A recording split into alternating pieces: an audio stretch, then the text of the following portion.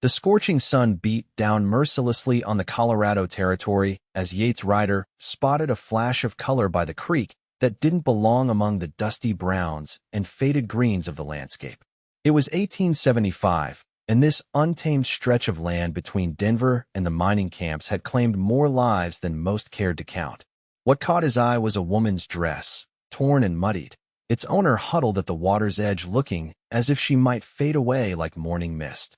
Yates guided his chestnut stallion down the rocky slope, keeping one hand near his holstered Colt.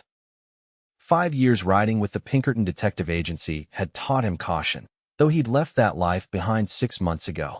His spurs jangled softly as he dismounted, watching the woman startle at his approach. Her eyes were wild with fear, her face streaked with dirt and tears. She scrambled backward, nearly falling into the shallow creek. "Easy now," he said, keeping his distance and his voice low. "You'll drink and eat before you speak." The woman stared at him, confused. Her tangled auburn hair hung in matted strands around a face that might have been pretty once, before exhaustion and fear had hollowed her cheeks and darkened the skin beneath her eyes. She couldn't have been more than 22 or 23. "I mean you no harm," Yates continued, reaching slowly for his canteen. He unstoppered it and placed it on the ground between them, then backed away. "Drink first. Food's coming next." She hesitated, eyeing him with suspicion, but thirst won out. She crawled forward, snatched the canteen, and drank deeply, water spilling down her chin in her desperation. While she drank, Yates removed his saddlebag and pulled out jerky and hardtack. "Not much, but it'll keep you going," he said, placing the food on a relatively clean rock. The woman devoured the jerky first, tearing at it with her teeth like a wild thing. Yates turned away, giving her privacy in her hunger. He busied himself with his horse, loosening the cinch to give the animal a rest. "Thank you," came a hoarse whisper behind him. Yates turned. The woman had finished the food and was holding his empty canteen out to him. Her voice was raspy from disuse or crying or both. "Name's Yates Ryder," he said, taking the canteen and refilling it from the creek. "And you are?" She hesitated. Willa Oakley." "Well, Miss Oakley, how'd you come to be alone out here? Nearest town's 15 miles east." Her eyes dropped to the ground. "I was traveling with my uncle's wagon train. There was an attack." Her voice broke. 3 days ago. I ran. I've been hiding since." Yates nodded, not pressing for details. The territory was dangerous outlaws, renegades, and sometimes hostile tribes made travel perilous for those unprepared. "Anyone looking for you? Anyone I should be helping you get back to?" Willa's head shot up, panic flashing in her eyes. No one's looking. They're gone." There was something in her voice that made Yates think she wasn't telling the whole truth, but he'd learned long ago that everyone had secrets. Some were worth uncovering. Others were best left buried. "Night's coming soon," he said, looking at the sun dipping toward the western mountains. "My cabin's about 3 miles from here. You're welcome to shelter there tonight. Get cleaned up, rest properly." Suspicion returned to her face. "Why would you help me?" Yates shrugged. "Because decent folk help each other out here. It's how we survive." He gestured to the vast wilderness around them. "Or you can take your chances alone. Your choice." Willa bit her lip, weighing her options. Finally, she nodded. "I'll come with you. But—" She glanced at his holstered revolver. "I won't harm you, Miss Oakley. You have my word." He extended his hand to help her up, but she ignored it and stood on her own, swaying slightly from weakness. Yates didn't take offense. Trust was earned out here, not given freely. He mounted his horse and extended his hand down to her. This time, she took it, allowing him to pull her up behind him. "Hold on," he instructed. She placed her hands lightly on his waist, maintaining as much distance between them as the horse's back would allow. As they rode, Yates felt her gradually lean closer, exhaustion winning out over caution. By the time his small cabin came into view, nestled against a stand of pines with smoke curling from the chimney, her head was resting against his back, her breathing deep and even. "Miss Oakley," he said softly, "we're here." She jerked awake, nearly falling from the horse in her disorientation. "Easy," he said, steadying her. "You're safe." The cabin was modest but solid, built by Yates himself after he'd left Pinkerton's employ. A small corral stood to one side, currently empty except for a dappled mare who whinnied a greeting at their approach. "That's Pepper," Yates explained as he helped Willa down. "She doesn't much care for being alone." Willa stumbled as her feet hit the ground, her legs unsteady after the ride. Yates caught her elbow, but she pulled away quickly. "I can manage," she insisted, though the pallor of her face suggested otherwise.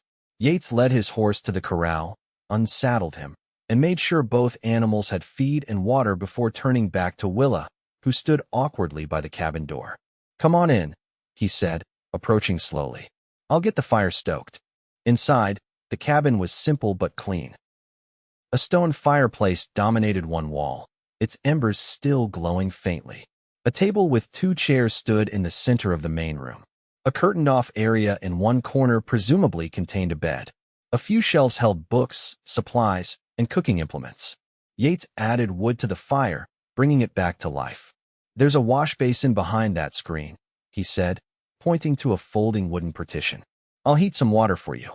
Got some spare clothes that might work if you don't mind men's things." Willa hugged herself, looking small and lost in the unfamiliar space. "Why are you being so kind to me?" Yates met her gaze steadily. "Everyone deserves kindness, Miss Oakley, especially those who've been through hard times." Something in her expression softened, though wariness remained. "Thank you." While water heated on the stove, Yates found a clean shirt and trousers that might fit her small frame, along with a belt to cinch the waist. He placed these items, along with a bar of soap and a towel, behind the screen. "I'll wait outside while you get cleaned up," he said. "Take your time." Outside, Yates leaned against the corral fence, watching the sunset paint the mountains gold and crimson. His mind turned to his unexpected guest. There was more to her story than she'd shared, he was certain of that. The fear in her eyes wasn't just from wilderness survival. It was the look of someone being hunted. After giving her ample time, Yates knocked on his own door. "Miss Oakley, may I come in?" "Yes," came the reply, stronger than before. Inside, he found a transformed woman. With the dirt and tear tracks washed away, Willa's features were delicate and fine. His clothes hung loosely on her frame, but she'd rolled up the sleeves and pant legs and secured the waist with the belt. Her damp auburn hair had been combed and braided over one shoulder. Most striking, though, was the change in her eyes, still cautious, but clearer now, revealing a deep green color like pine needles in summer. "Feel better?" he asked, moving to the stove where a pot of stew had been simmering all day. "Like a new person," she admitted, watching his movements carefully. "Your clothes are comfortable, thank you." Yates ladled stew into 2 bowls and placed them on the table. "It's nothing fancy, but it's hot and filling."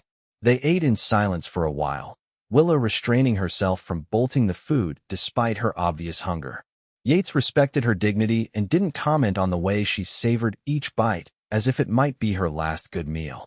"Tomorrow I can take you to town," he offered as they finished eating. "Telegraph office there.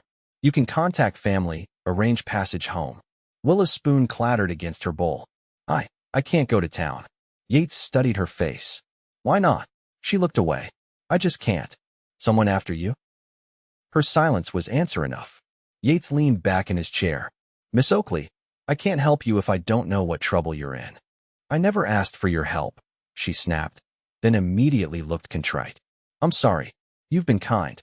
But this isn't your problem." "Maybe not," he conceded. "But I've got a knack for problems. Used to solve them professionally." Curiosity flickered in her eyes. "How so?" "Was a Pinkerton detective for 5 years. Before that, U.S. Marshal for 3. Willa's expression changed, calculating now. "And now you're just a... what? Rancher?" "Just a man looking for peace," he said simply. "Got tired of chasing other people's ghosts." She nodded slowly, considering his words. Finally, she sighed. "My uncle isn't my uncle. And there was no wagon train. I figured as much. His name is Victor Duquesne. She swallowed hard. "He owns gambling houses in Denver. And girls to work in them." Yates's jaw tightened. He'd heard of Duquesne. The man had powerful connections and a reputation for brutality. "He took me in after my parents died," Willa continued, her voice hollow. "Said he'd give me a job as a housekeeper. But once I was there..." She trailed off, her meaning clear. "You ran." She nodded. 3 days ago. Took a horse from his stable. Rode until the horse couldn't go anymore. Then I walked. His men will be looking for me. Duquesne doesn't strike me as a man who gives up easily. He doesn't. I know too much about his operation. And she hesitated. He likes to make examples of those who cross him. Yates considered this information. Taking on Victor Duquesne meant making a powerful enemy.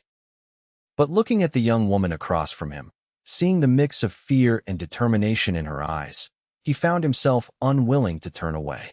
"You can stay here while we figure out what to do next," he said finally. Relief washed over Willa's face. "Thank you, but I won't endanger you for long. I just need rest, then I'll move on." Yates shook his head. "Running with no destination isn't a plan, Miss Oakley. It's just a way to die tired." A ghost of a smile touched her lips. "Sounds like experience talking." "It is," he admitted. "Now, you take the bed tonight. I'll sleep by the fire." Willa protested, but Yates was firm. Eventually, exhaustion won out, and she retreated behind the curtain. Soon, the soft sound of her breathing told him she'd fallen into a deep sleep. Yates stayed awake far longer, staring into the flames, thinking about the complications that had just entered his carefully constructed simple life, and wondering why, despite all logic, he didn't regret a moment of it. Morning brought sunlight streaming through the cabin's small windows and the smell of coffee brewing. Willa emerged from behind the curtain to find Yates already dressed and cooking breakfast. "You sleep well?" he asked, not turning from the stove. "Better than I have in months," she admitted, moving to the table. He placed a plate of eggs and bacon before her. "Good. You'll need your strength." "For what?" "For whatever comes next." Yates joined her at the table with his own plate. "Thought about your situation while you were sleeping. Got a friend about 60 miles north of here. Has a small ranch. Good man, trustworthy. Could give you work, let you lie low until we figure out something more permanent." Willa looked skeptical. "And what would stop Duquesne's men from finding me there?" "Nothing, if they knew to look." "But they won't," Yates said, taking a bite of his breakfast. "Trail's gone cold by now. They'll be searching south and east, toward the bigger settlements. Not north into the high country." She considered his words. "Why would your friend help a stranger?" "Because I'd ask him to. And because Frank Green repays his debts. I pulled him out of a mine collapse back in '69. He's been trying to return the favor ever since." Willa pushed her eggs around her plate. "I don't want to be anyone's burden." "You won't be. Frank's wife died 2 years back. He could use the help around the place." Yates paused. "Unless you've got a better plan?" She sighed. "No, I don't." "Then it's settled. We'll leave tomorrow at first light." Willa looked up sharply. I'll see you safely there," Yates explained. 3-day ride through rough country. Not something you should do alone. And then what? You just go back to your life." The question hung between them, heavier than it should have been after just one day's acquaintance. "That's the idea," Yates said, though something in his tone lacked conviction. After breakfast, Yates needed to check his trap lines and suggested Willa rest, but she insisted on accompanying him. "I've been idle enough," she said firmly. As they walked through the forest, Yates was impressed by how quickly she adapted to the terrain, moving with surprising grace despite her city upbringing. She asked intelligent questions about the wildlife and plants they encountered, genuinely interested in understanding this new world. "How did you come to be out here all alone?" she asked as they checked the second trap, which had caught a rabbit. Yates reset the trap before answering. "After the war, I couldn't settle back into normal life. Too much had changed in the country, in me. Became a marshal because it seemed like a way to bring order back to a world that had lost its bearings." "Did it work?" He gave a short laugh. "No, just showed me how much disorder there really was. Joined Pinkerton's thinking private work might be cleaner. It wasn't." He stood, the rabbit secured in his game bag. "Last job went bad. Very bad. Decided I'd had enough of people and their problems. Yet here you are, helping me with mine," Willa observed quietly. Yates glanced at her.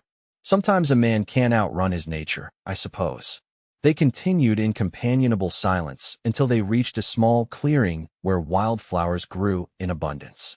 Willa stopped, entranced by the splash of color against the green backdrop. "It's beautiful," she breathed. Watching her face transform with genuine wonder, Yates felt something shift inside him, a door opening that he'd thought permanently closed. City girl like you probably hasn't seen much wilderness, he commented. Willa shook her head. My parents had a farm in Nebraska when I was very young. I remember wildflowers like these. Her expression clouded. Then came the drought, and the bank took everything. We moved to Denver when I was 12. My father took work in the mines. The dust took his lungs 3 years later. Mother followed within a year. And Duquesne found you. He found a desperate 16-year-old girl with no family and no prospects, she corrected, a bitter edge to her voice. He didn't need to work hard to convince me. Yates fought down a surge of anger at the predatory nature of men like Duquesne. You survived, he said simply. That shows strength. She gave him a considering look. Is that what you did? Survive? We all do what we must. The rest of the day passed in a strange domestic harmony. Yates showed Willa how to prepare the rabbit for stewing. She proved a quick study, her hands capable and sure once she overcame her initial squeamishness. In turn, she took over the mending of a shirt he'd left half done, her stitches far neater than his rough attempts. Where did you learn to sew like that? He asked, watching her deft movements. My mother taught me. She took in sewing after my father died. Willa smiled at the memory. She said a woman who can sew will never go hungry. Wise woman.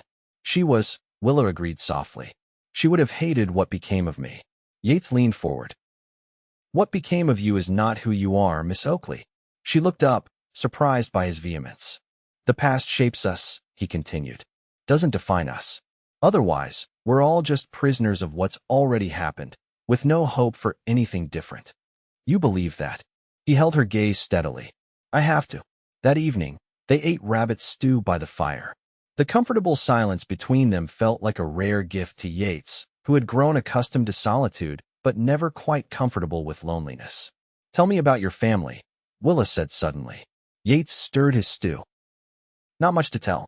Father was a carpenter in Missouri. Mother taught school. Both gone now.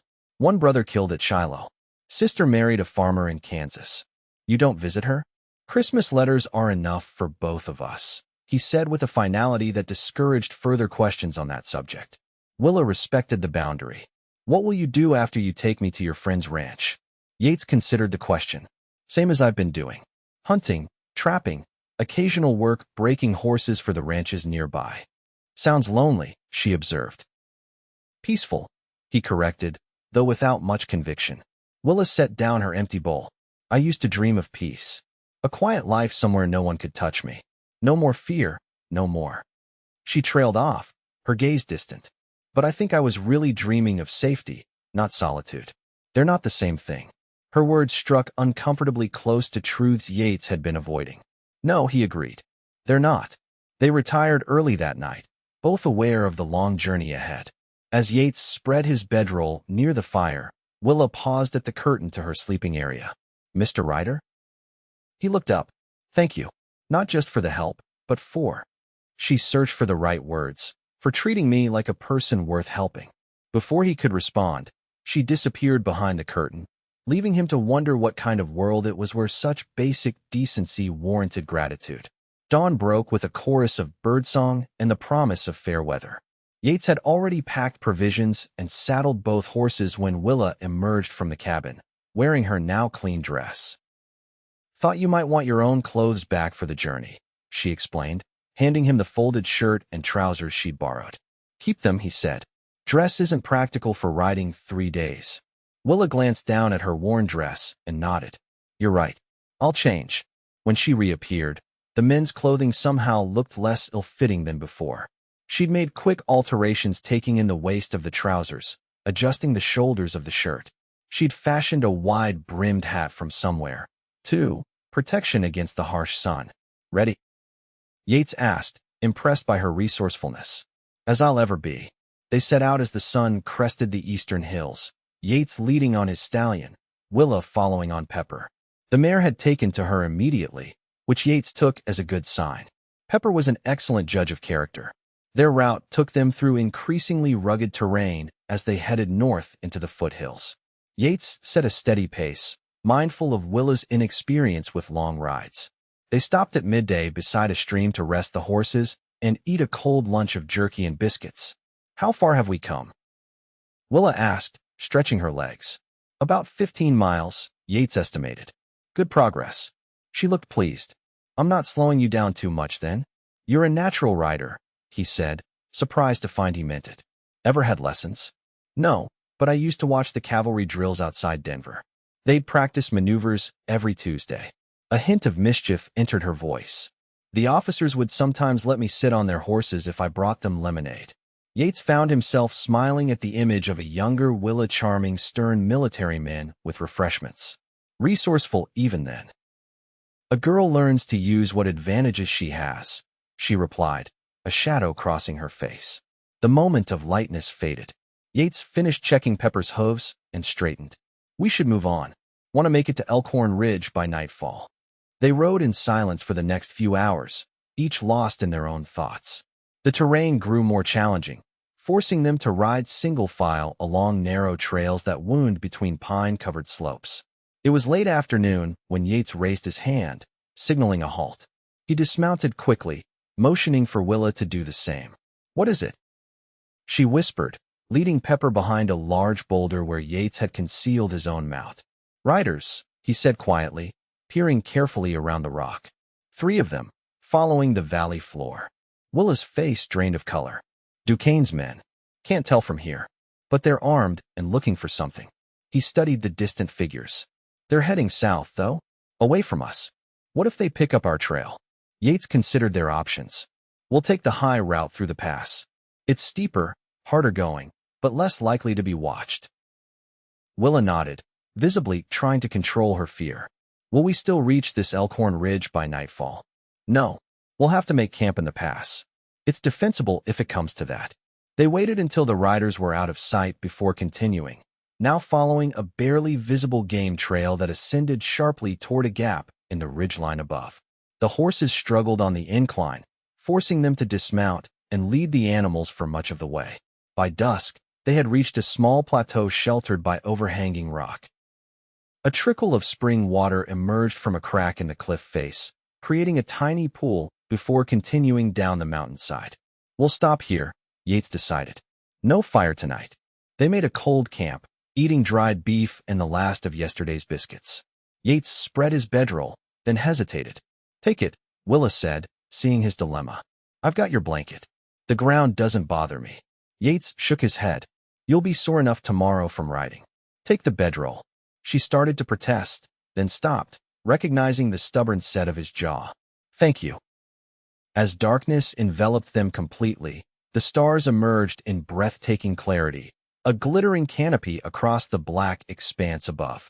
Willa lay on her back, staring upward in wonder. I'd forgotten how beautiful they are, she murmured. In Denver, the smoke from the foundries blocks most of the stars. Yates, sitting with his back against the rock face, followed her gaze upward, used to navigate by them during the war, escorting escaped slaves north on moonless nights. Willa turned to look at him, though his features were barely visible in the darkness. You never mentioned that before. Not something I talk about much. How many did you help? Yates was quiet for so long she thought he might not answer. 37. All told. That's 37 lives saved, she said softly. And 12 lost. He replied, his voice tight with old grief. 12 who trusted me and died for it. Willa sat up. That wasn't your fault. Doesn't change the outcome. She moved closer until she was sitting beside him against the rock face. Is that why you came out here? To punish yourself with solitude. Her perception startled him. Maybe at first, he admitted. Now it's just habit.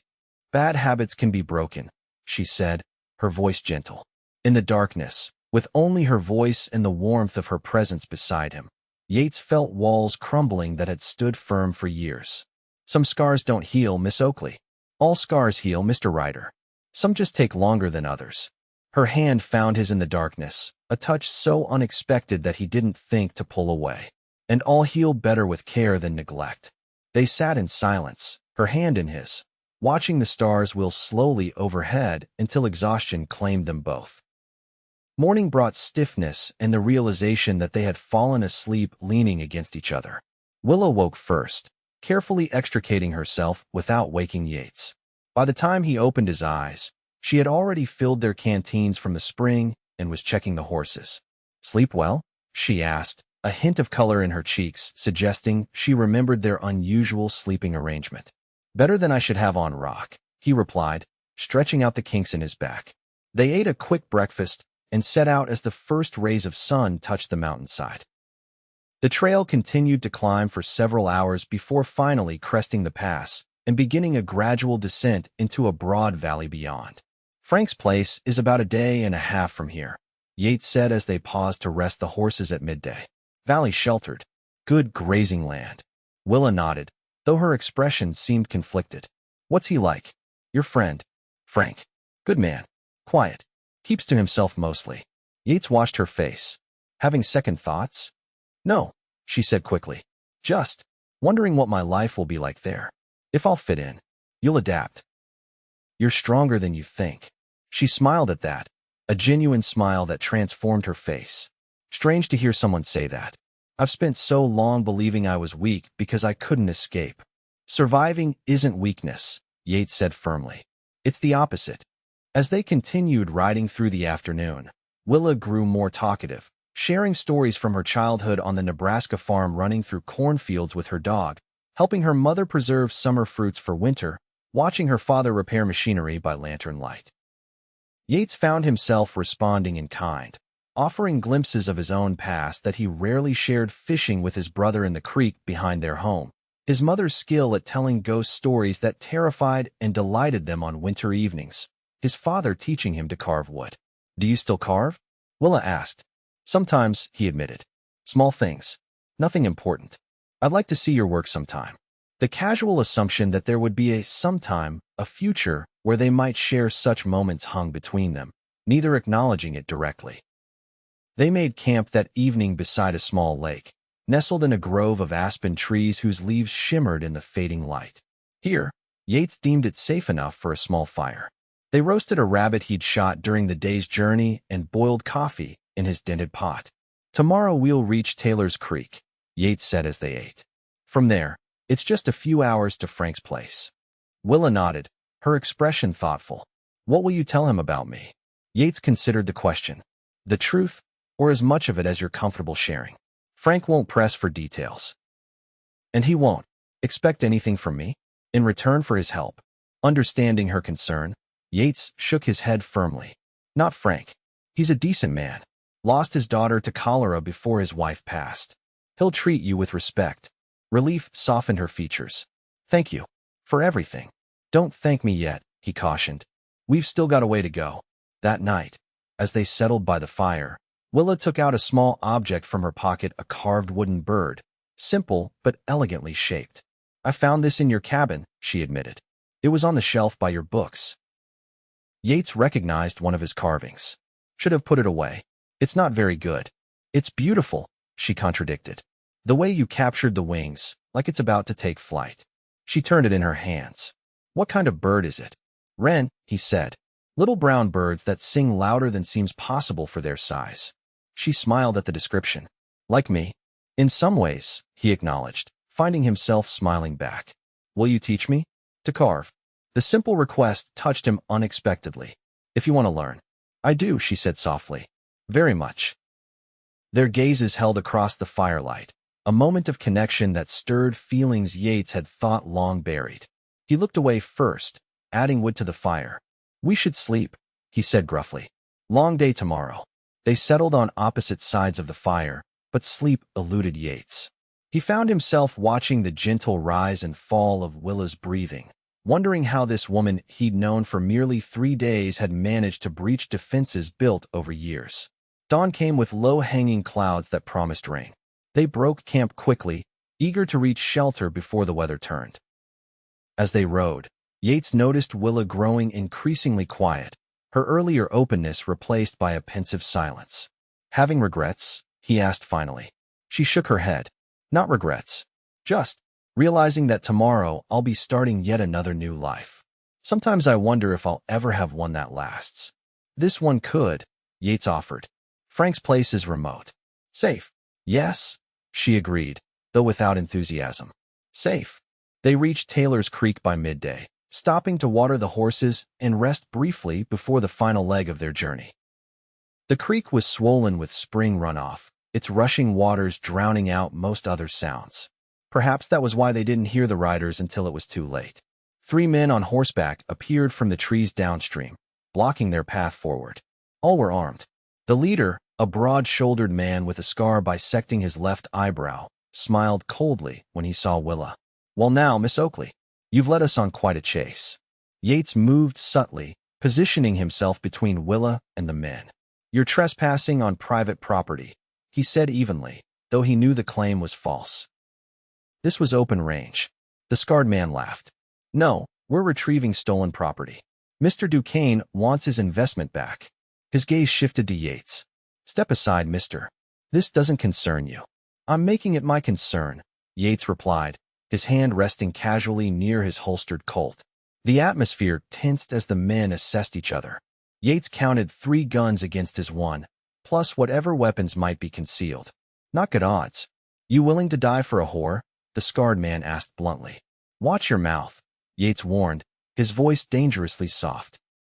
Behind him, he heard Willa dismount.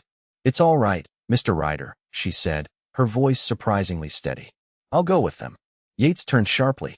"No, I won't have your death on my conscience," she insisted, though fear shimmered in her eyes. "Please, listen to the lady," the scarred man said, gesturing for Willa to approach. What happened next unfolded in a blur of motion. As Willa stepped forward, she stumbled deliberately, falling to her knees with a cry. The men's attention shifted to her for a crucial second long enough for Yates to draw and fire in one fluid motion. The scarred leader toppled from his horse, a bloom of red spreading across his chest. The second man got off a wild shot that went wide before Yates's second bullet found him. The third raised his hands in surrender, his face pale with shock. "Ride back to Duquesne," Yates told him, his gun still trained steadily. "Tell him Willa Oakley is under my protection now. If he sends anyone else after her, they won't be returning." The man nodded frantically. Who should I say sent the message?" "Yates Ryder. Former Pinkerton. He'll know the name." Fear flickered across the man's face at the mention of Pinkerton. He wheeled his horse around and galloped away, not looking back. Yates holstered his gun and turned to Willa, who still knelt on the ground, her face ashen. "You all right?" She nodded mutely, staring at the 2 fallen men. "Don't look," he advised gently, helping her to her feet. "We need to move quickly. Others might be nearby." "You killed them," she whispered. "Because of me. They made their choice," Yates said firmly. "Now we make ours. We need to go." Leaving the bodies where they fell, they mounted and rode hard away from the creek, taking a different route than originally planned. Yates pushed the horses as much as he dared, constantly scanning their back trail for pursuit. By late afternoon, rain began to fall, a blessing in disguise as it would help obscure their tracks. They rode through the downpour until dusk made further travel dangerous. A rocky outcropping provided minimal shelter. They huddled beneath it, soaked and chilled, sharing Yates's oilskin coat for what little protection it offered. "We can't go to Frank's now," Yates said once they'd settled. "Too dangerous. They might connect him to me." Willa nodded, her teeth chattering. What will we do?" "Head west. Into the high country. I know places where we can lie low until it's safe." "And then what?" Yates had been asking himself the same question. "California, maybe. Or Oregon. Somewhere Duquesne's reach doesn't extend." Willa asked softly. He met her gaze in the gathering darkness. "If that's what you want. Is it what you want?"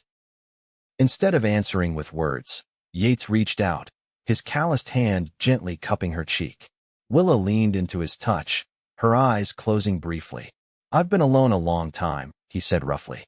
"Thought that's what I needed. What I deserved. And now I'm not so sure." He stroked her cheek with his thumb. "Meeting you at that creek. It wasn't chance, Willa. It was a second chance." She smiled tremulously. "For both of us, maybe." Their first kiss was tentative, a question asked and answered in the gentle press of lips. The second was more certain, a promise exchanged without words. When they finally parted, Willa's eyes shimmered with unshed tears. "I never thought I'd feel safe again," she whispered. "But I do. With you." Yates held her close, feeling something long dormant awakening within him, hope, fragile but undeniable. "We'll build something good," he promised. Together, they spent that night huddled against the storm, planning in whispers a future neither had imagined possible days before.